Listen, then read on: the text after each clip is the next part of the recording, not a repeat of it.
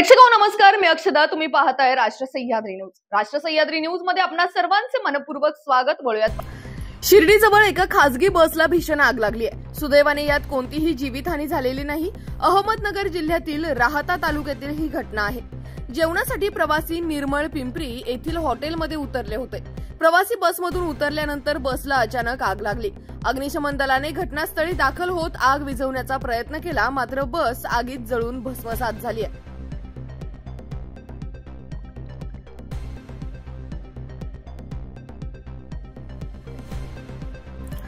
शिर्डीजवळ एका खासगी बसला भीषण आग लागली आहे. सुदैवाने यात कोणतीही जीवितहानी झालेली नाही.